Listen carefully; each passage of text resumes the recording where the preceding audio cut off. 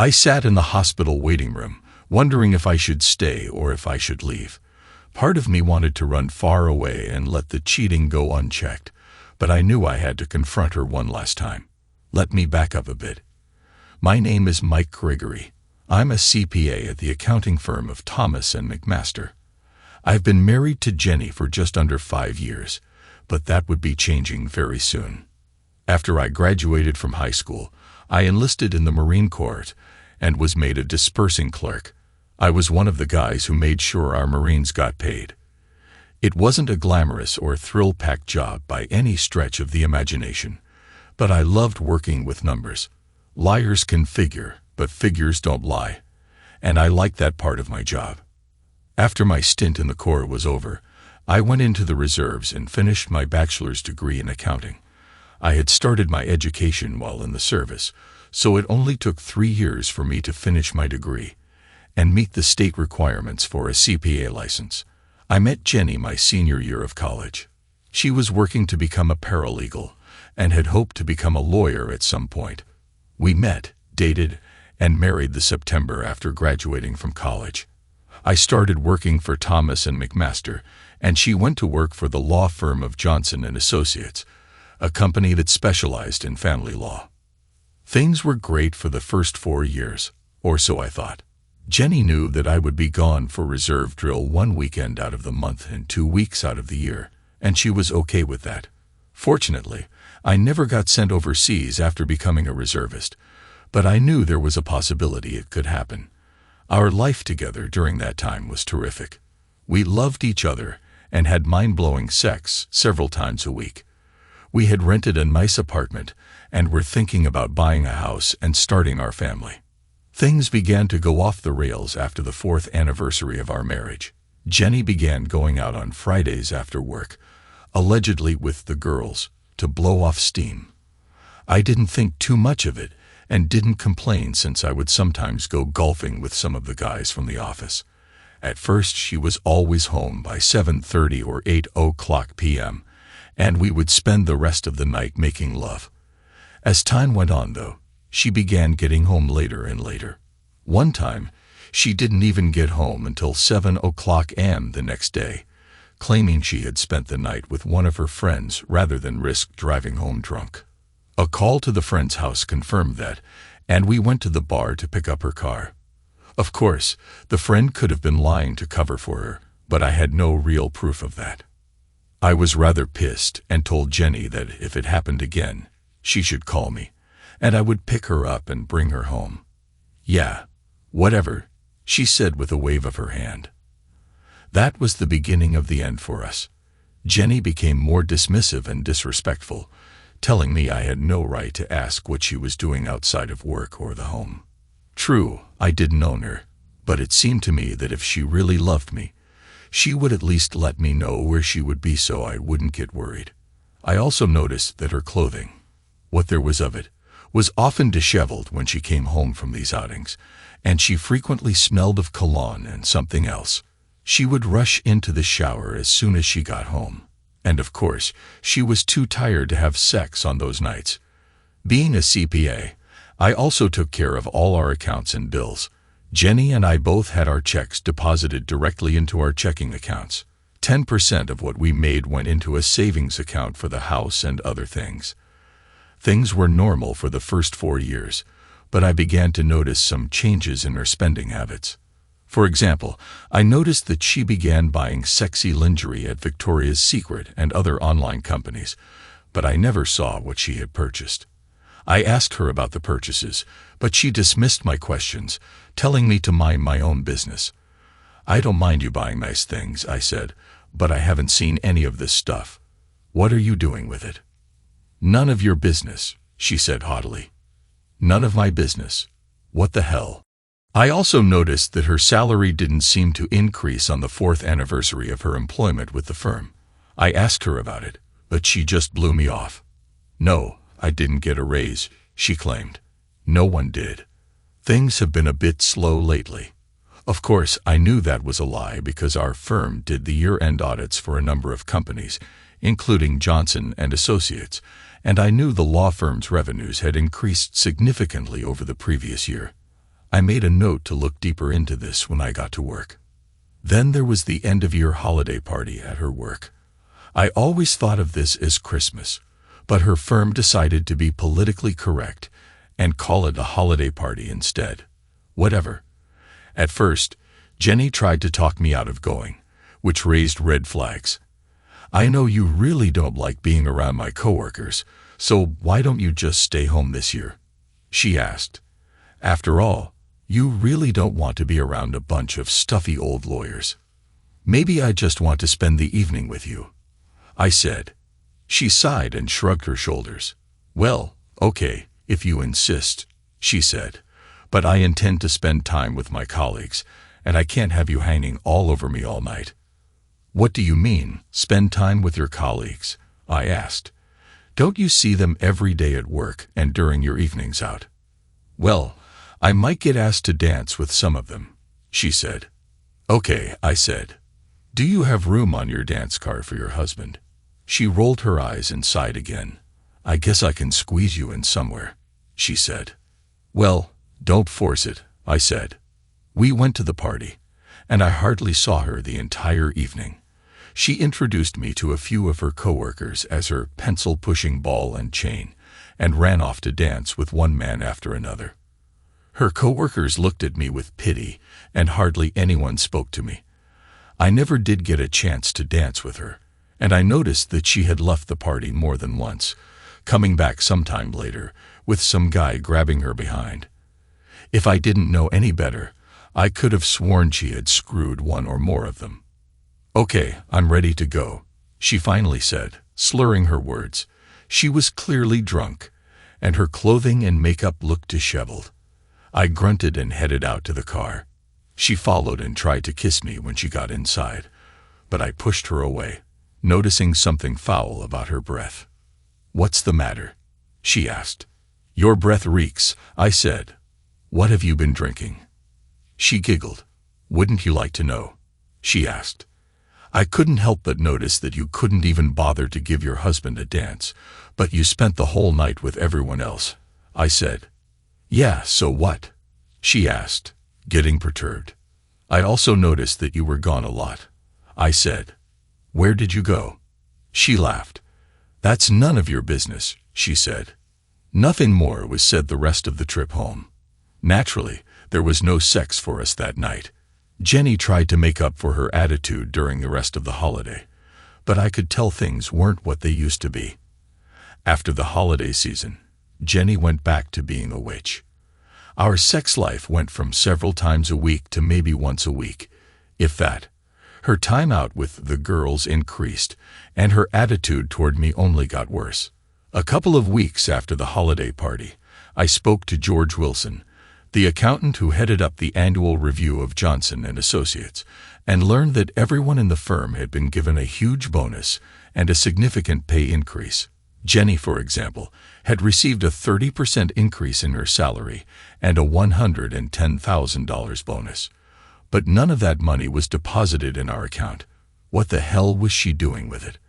I thought about asking her, but decided against it. With her attitude, I figured she would only lie about it and use my inquiry as an excuse to start an argument.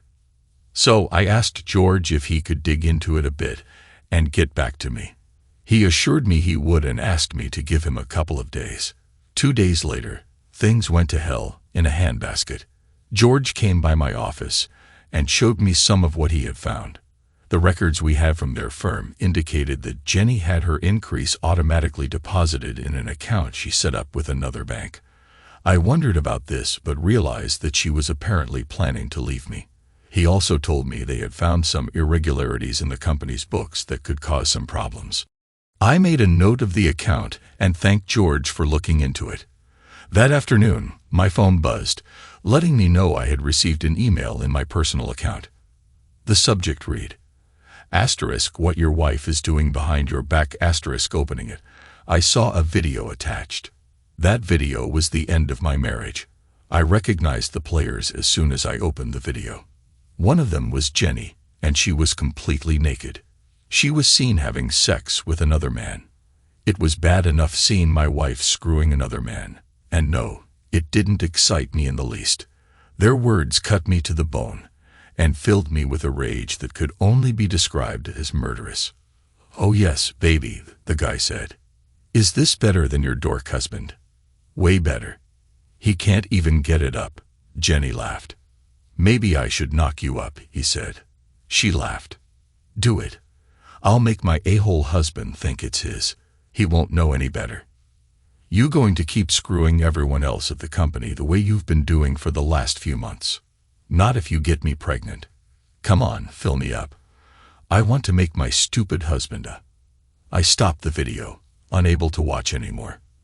I looked at the email to determine who sent it, hoping it was just a sick joke. I sent a reply. Asterisk, "Who are you, and when did this happen?" Asterisk. A few minutes later, I received a response. Asterisk scheme. "Tracy Williams, the wife of the a-hole in the video, and I know your wife. This happened yesterday. Do you wish to meet? If so, call me at number asterisk." Of course, I wanted to meet. I had a million questions. How long had this been going on, for starters? This video explained quite a bit of what had been happening between us the last few months. I took down her number and called. "Hello," a female voice said. "Is this Mr. Gregory?" she asked when I answered. "Yes," I said. "Please call me Mike. Is this Tracy?" "It is," she said. "I take it you've watched the video." "Some of it," I said. "I want to meet and find out what's going on." "Okay," she said. "Meet me at the Starbucks around the corner from your office. 20 minutes. "I'll be there," I said, ending the call. It took me 10 minutes to get to the Starbucks, so I ordered coffee and waited. A few minutes later, an attractive woman entered the shop. She looked around and came over when she spotted me. I invited her to sit down and offered to buy her a cup of coffee. After we introduced ourselves, she pulled a manila envelope out of her large handbag and gave it to me. "Everything you need to know is right here," she said. I looked inside. In addition to photographs, there was a report put together by a private investigator and a flash drive. The flash drive has videos, more photographs, and a digital copy of the report. "I'm sorry you had to learn about their affair like this. How long has this been going on?" I asked, my heart breaking. "At least 4 months that I know of," she said. "Maybe longer. I know she's been with several others at her firm. That's also in the report." "Just out of curiosity, why are you telling me all this?" I asked. "Because I intend to name your wife in my divorce, and that affects you," she said. "Besides, I thought you should know. That is, if you haven't already figured it out. I've suspected something for quite a while, but I didn't have any real proof," I told her. "So what are you planning to do?" I asked. "I've already told John that if I ever caught him cheating, I was going to divorce him," she said. "Like you, I'd suspected for a while, but didn't have any real proof. I caught him once before and threatened divorce, but he warned me that if I did, his firm would destroy me. You know of their reputation, right?" "I've heard Jenny talk about how they often destroy spouses they go up against," I said. Frankly, I was amazed at some of the things Jenny told me about their firm. I was even more amazed by the fact that so far they had gotten away with what they had done. "When is their motto?" she said. "By any means necessary." "So, you're going through with it this time?" I said. She nodded her head. "I am," she said, "now that I have ironclad proof of his infidelity." It was my turn to nod. "So, what do you want from me?" I asked. "Nothing," she said. "I just wanted to do the right thing." "Not even a bit of revenge?" I asked. "Nope," she said. "No offense, you seem like a great guy, but until this is done, I'm not going to do anything to screw it up." I nodded my head in understanding. "No offense taken," I said. "I understand completely. In fact," she added, "I don't think we should see or speak to each other again until it's all over." I had a whole new respect for this woman. "That makes sense," I said. "Thank you for this information." She stood up and prepared to leave. "You're welcome, Mike. Again, I'm sorry, she said. She reached in her purse and handed me a business card. This is my attorney's name and number. She's a real shark, and she's expecting to hear from you. I took the card and thanked her. I considered everything she told me and was dying to know what was on the flash drive. I called the office and took the afternoon off, then walked to the parking garage and headed home. When I got home, I went straight to my personal computer and inserted the flash drive. There were several videos on the drive, all of them showing Jenny engaging in very explicit acts with different men, including John Williams. Some of them showed Jenny with John, and at least one other man. A scene in one video made me sick to my stomach. The camera caught Jenny going into the bathroom. She didn't bother closing the door for privacy as she normally did. As I watched, she took off her rings and urinated on them as she sat on the toilet. I could hear John laughing. "Damn, you're one nasty witch," he said. "I hope you wash those things before you put them back on." She laughed. "Yeah, I will," she said, putting the soiled rings on the sink. "Besides, the only time I ever wear them is when the loser is around." "Why don't you just divorce him if you think so little of him?" John asked. She shrugged her shoulders. "I still like him a little bit. Besides, it's more fun doing this behind his back," she said. "Maybe one day I'll have you and the guy come over, and we can make him watch us have sex. Maybe we can set him up like we do some of the other guys we go up against, and then destroy him completely." "You want to make him your willing puppet?" John asked. She smiled. "He won't like it at first," she said. "He'll probably fight it for a while, but once he realizes just how much damage we can do to him and his reputation, he'll give in." "You want to help me?" "If that means I get to have sex with you anytime I want, hell yeah," he said. She giggled like a little girl. "Good," she said. "I just knowed he's never going to know what happened to him." I couldn't believe this was the woman I had fallen in love with. The witch didn't know it, but she had just declared war, and I swore to give her a war she wouldn't believe. I read the PI report, which said Jenny and her lovers often met at the Marriott Hotel downtown at least once a week and always spent the night at least one weekend a month. Last month, the report said, Jenny had spent an entire weekend with John at my house. Looking at the schedule, I realized those were the weekends I was on my reserve drill. I looked at my watch and realized I still had some time before she got home. So I pulled out the card Tracy gave me and called the law offices of Sally Hawkins. The receptionist answered, and I introduced myself and made an appointment to see Sally the next morning. After that, I logged into our bank account and did the usual dance one does before a divorce. I paid off and canceled our joint credit cards, then opened a separate account in my name only. I then transferred half of our money into that account. I went to my gun safe and pulled out my .45 caliber M1911 A1 pistol, still in its holster. I grabbed a fully loaded magazine, inserted it into the pistol grip, and attached it to my belt.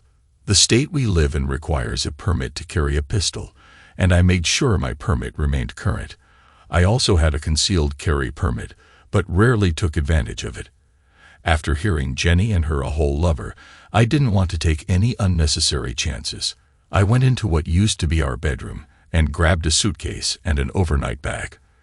I tossed some of her clothes into the suitcase and put her toiletries in the overnight bag. I really didn't care how I packed her clothes. I set the packed luggage next to the door. I was sitting at my computer when Jenny came home. I activated the camera on my phone, which I always kept in my shirt pocket. The phone was tall enough that the camera lens peeked out over my shirt pocket. She seemed shocked to see me home before her. "Mike, what are you doing home so early?"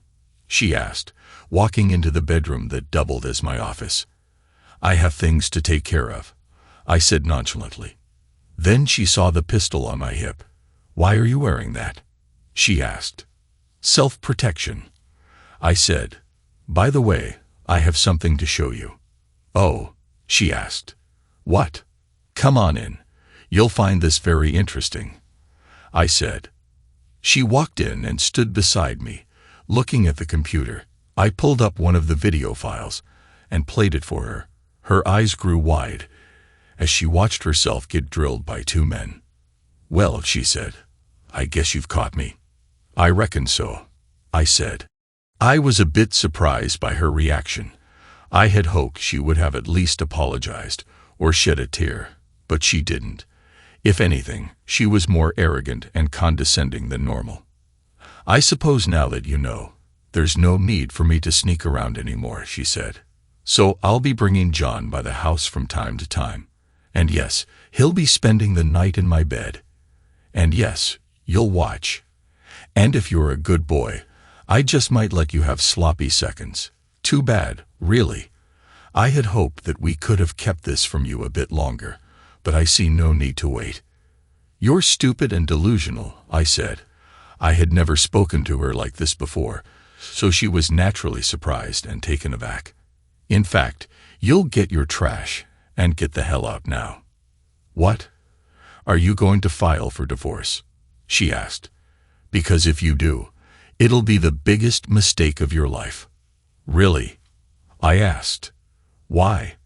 Are you and your sex buddies going to make up lies about me the way you've done to others?" "You have no idea what we're capable of," she said. "By the time we're finished with you, you may be in jail as a wife beater, and your career in the reserves will be destroyed. We might even plant illegal videos on your computer and make it look like you had a hand in making them.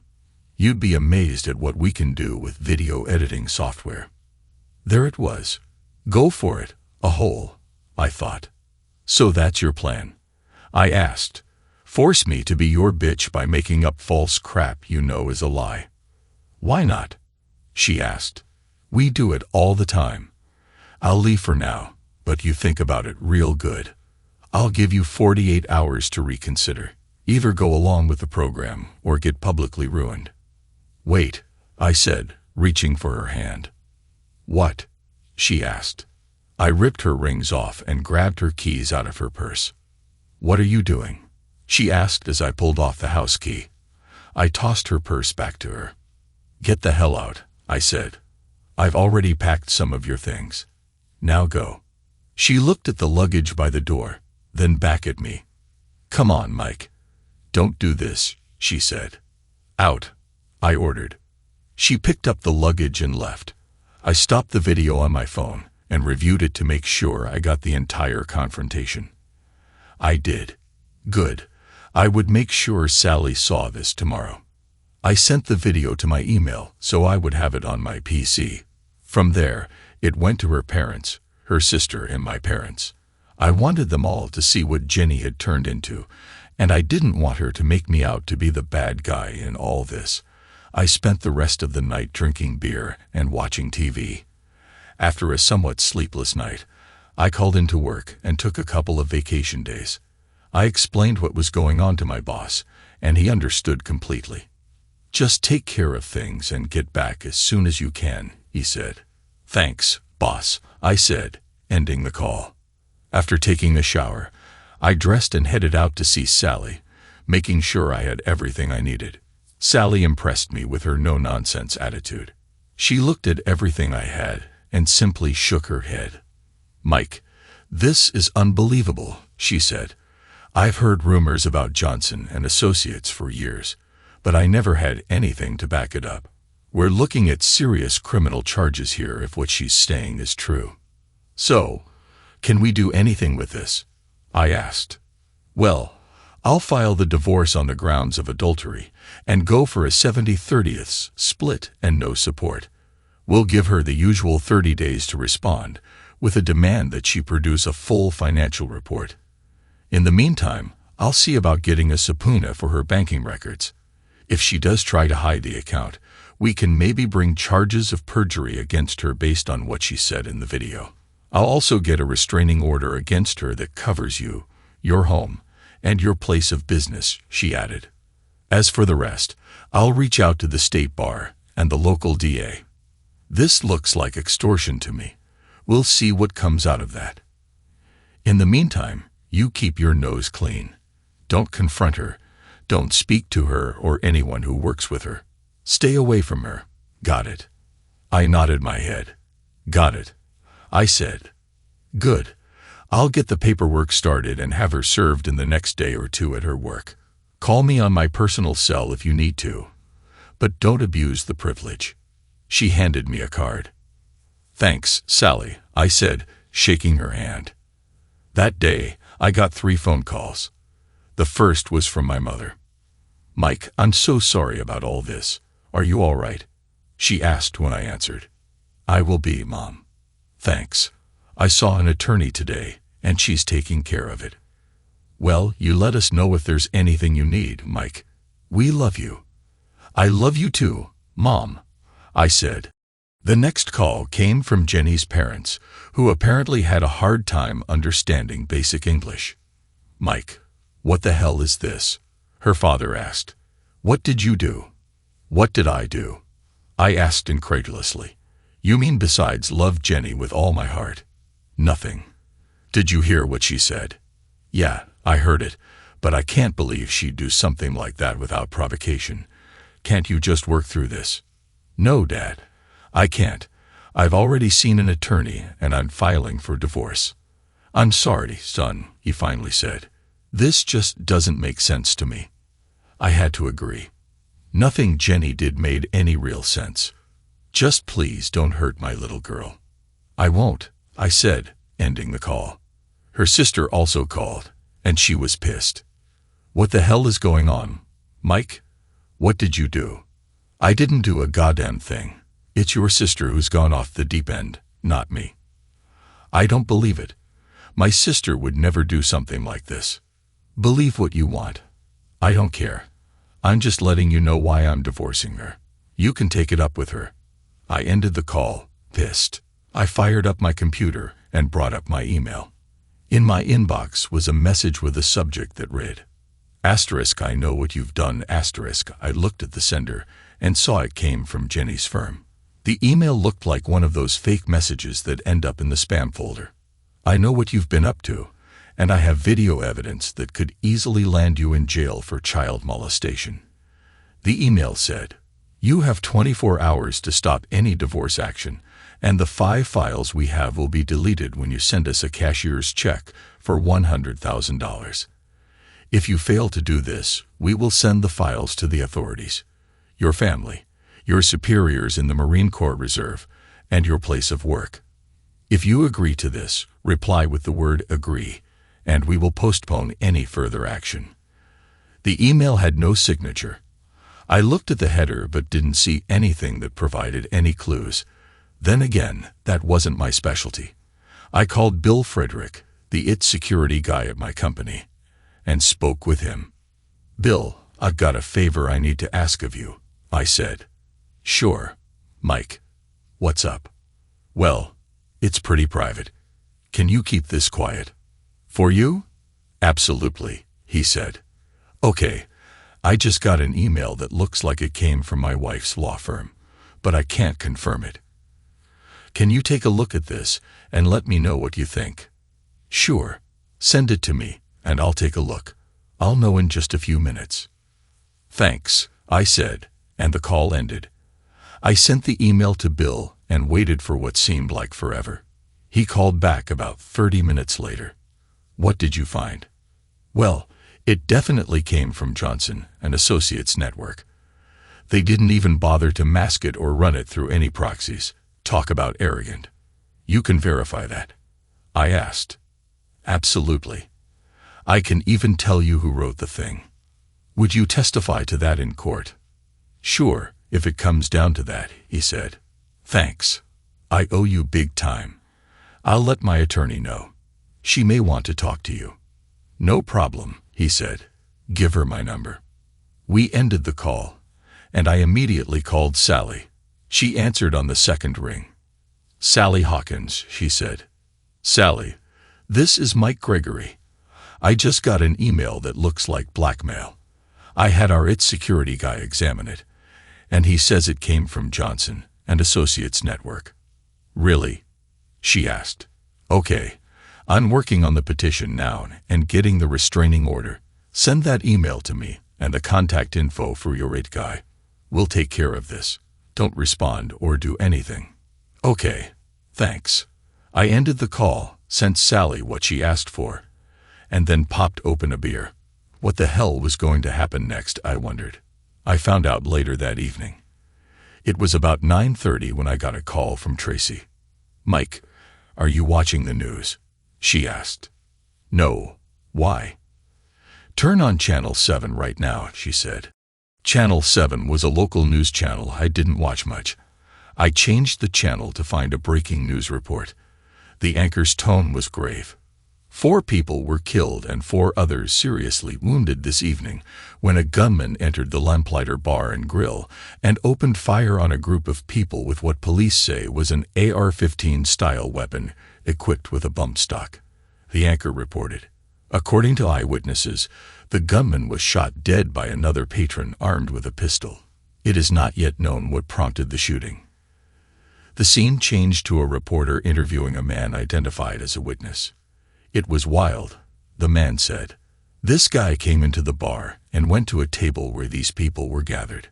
Then he started yelling something about them ruining his life with their lies. He screamed, 'You effers are going to die. You destroyed me with your effing lies.' Then he pulled out this rifle and started shooting. He got a whole bunch of rounds off before another guy shot him in the back with a pistol. Everyone was running, trying to get out." The broadcast returned to the anchor.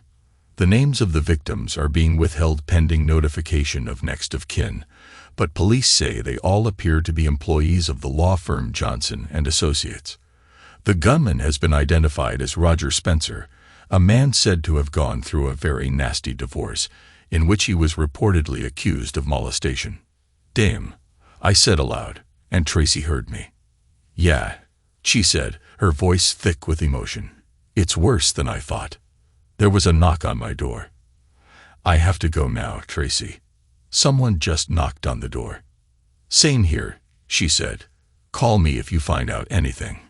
"I will," I said, ending the call. I opened the door to find 2 police officers. One of them asked, "Mr. Gregory?" "Yes," I replied. "Do you know a Jenny Gregory?" he asked. "Yes, she's my wife. For now," I said. "I'm sorry to inform you, sir, but your wife has been seriously injured in a mass shooting and has been taken to Mercy Hospital," the officer said. "How bad is she?" I asked. "I really don't know, sir," he said. "I suggest you talk to the doctor when you get there. Again, I'm sorry, sir." They tipped their hats and left. "Damn," I muttered. I wanted the slimy woman out of my life, but I didn't want her dead. I called Tracy back.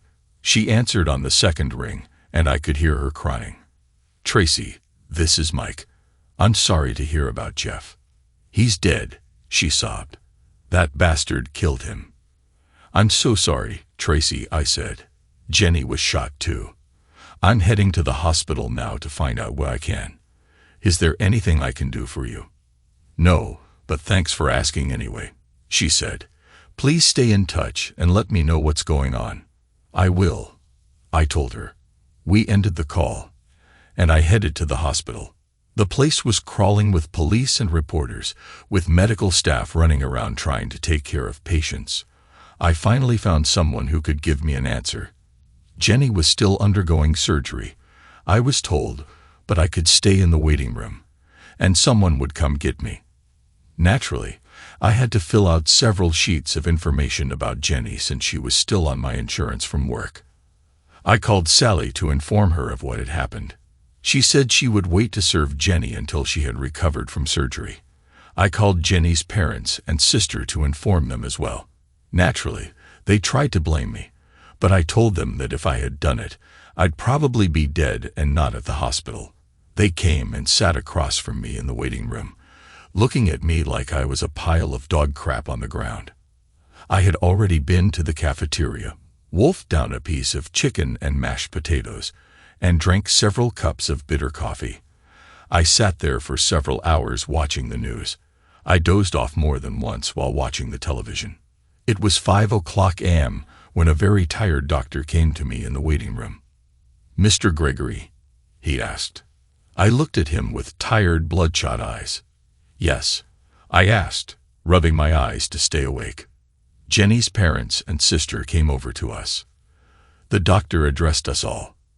Your wife is in critical condition right now, but she seems to be stable. We'll know more in the next 24 hours, he said. We removed 3 bullets from her chest, and another bullet grazed her face and damaged her right eye. 1 lung was punctured, and another bullet hit her spinal column, but we feel confident she'll survive. The next day or 2 will be critical. Is she awake? Her father asked. The doctor shook his head. No, she's still under the anesthesia. Just so you know, it's possible she may never walk again and may never recover full sight in her right eye without additional surgery. I'm sorry, he added before walking away. Her father looked at me. So, are you still going to divorce her? He asked.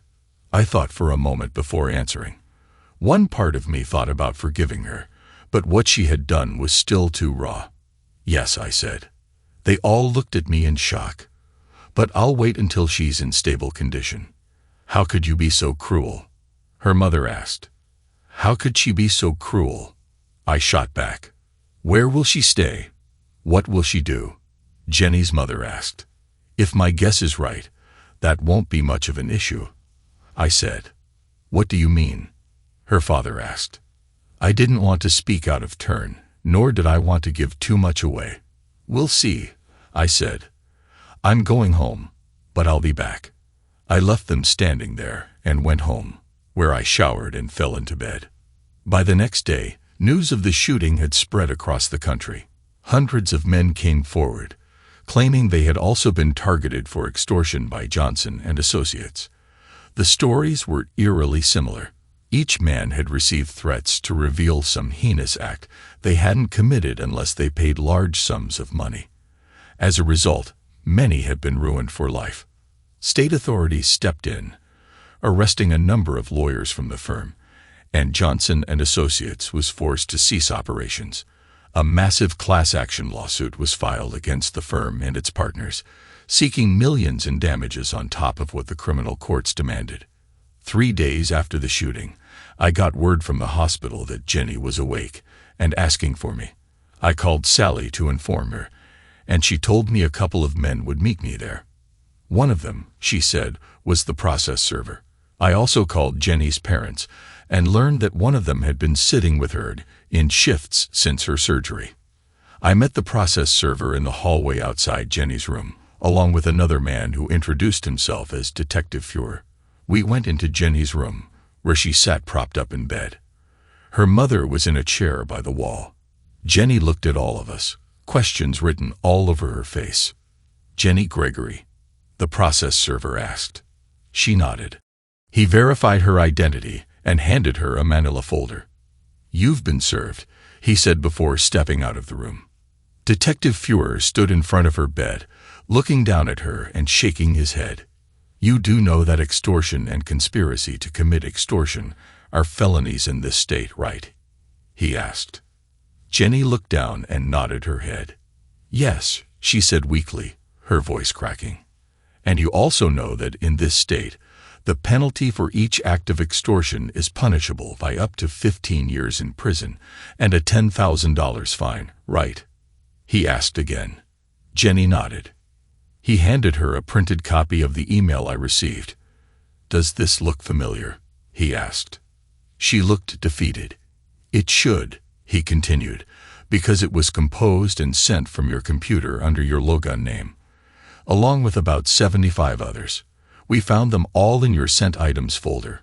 I'm no scientist, but my math tells me that 76 counts times 15 years is about 1,140 years, and you're looking at about $760,000 in fines. In short, you're screwed. You know I'm going to have to arrest you. The DA is pushing for a life sentence with all the counts against you, but if you work with us, maybe I can get them to cut you a deal. What do you say? Jenny nodded her head again. Okay, she said quietly. All right, he said. I'll leave you alone with your husband and family for a few minutes, but I'll be back. Detective Fuhrer looked at me for a moment, put his hand on my shoulder, and walked out of the room. I looked down at my soon-to-be ex-wife.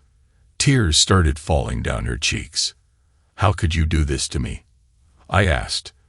"I've done nothing but love and respect you. I thought you loved me as well. What the hell happened?" "I'm sorry," she said through her tears. Her mother grabbed the email and read it, her eyes wide in shock. "My God," she said, looking at her daughter. "You actually wrote this to your own husband." Jenny was crying even harder. "How could you?" I asked, my voice rising. I looked at her mother. "How do you think Johnson and Associates became so successful?" I asked rhetorically. "They did this to a whole bunch of guys, ruining their lives. That's why that guy went and shot them all. And I've got her on video admitting that they did this all the time. No wonder you want to divorce her," her mother said, looking at me. "I don't blame you one bit. That on top of her adultery," I added. "There's no way I want her back. Ever." I looked back at Jenny. "You never answered my question," I said. She looked at me, defeated.